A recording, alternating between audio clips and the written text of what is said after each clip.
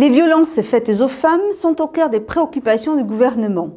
Un 4e plan interministériel de prévention et de lutte contre ces violences a été adopté.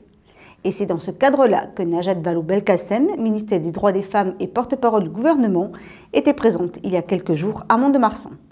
Notre équipe l'a suivie tout au long de cette matinée. Au cours de son déplacement à Mont-de-Marsan, la ministre du Droit des Femmes a tout d'abord visité les futurs locaux de l'accueil de jour pour les femmes victimes de violences conjugales. Elle a aussi rencontré le personnel du Centre d'information sur les droits des femmes et des familles qui accueille, écoute et accompagne ces femmes victimes de violences avant de se rendre au Conseil général pour signer une convention entre l'État, le département et le CIDFF. Vraiment, je me réjouis qu'on puisse signer ce partenariat avec le département des Landes.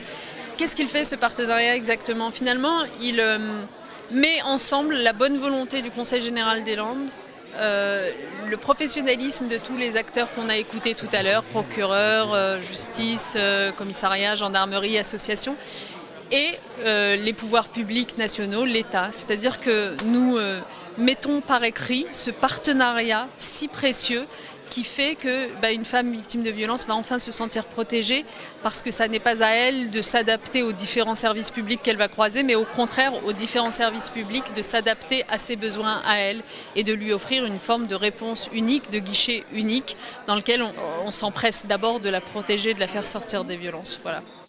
La signature de cette convention avec le Conseil général est très importante parce qu'elle va donner davantage de moyens justement au CIDFF afin d'accueillir les femmes justement dans de bonnes conditions et de pouvoir étendre nos activités sur l'ensemble du département.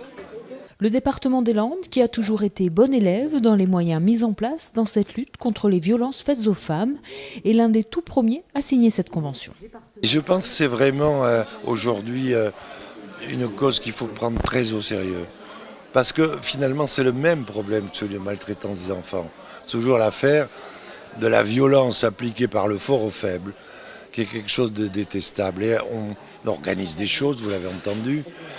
Mais ça ne suffira pas. Ce qui est déterminant, c'est de faire monter dans la conscience des gens le fait que c'est quelque chose de lamentable. Et je crois que ça n'évoluera que si tout le monde s'y met.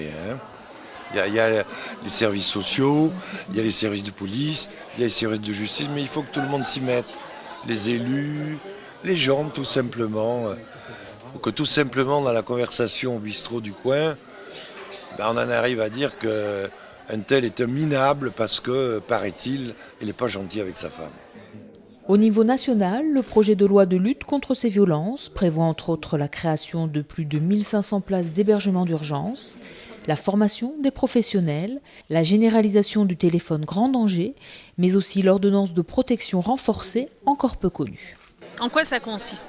Vous êtes une femme victime de violence. Vous n'avez pas envie de déposer plainte pour des tas de raisons qui vous appartiennent. Vous n'avez pas envie d'attaquer votre conjoint violent en justice, mais vous voulez juste être protégée. Alors, vous allez voir une association d'aide aux victimes ou alors un avocat et vous lui dites « je veux être protégée sans porter plainte ».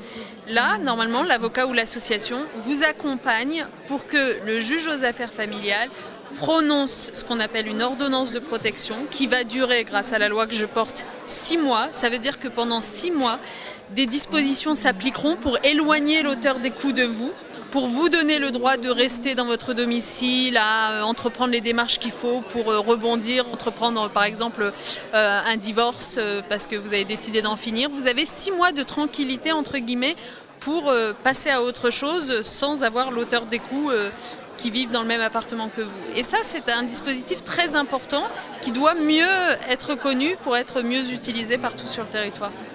Relever notre niveau d'intolérance pour qu'intimité ne rime plus avec impunité. Tel était le discours de la ministre du Droit des Femmes. Il est donc du devoir de chacun d'entre nous de briser le silence pour rompre avec ces violences conjugales. Pour les victimes comme pour les témoins, le 3919, le numéro d'écoute et d'information, est disponible 7 jours sur 7.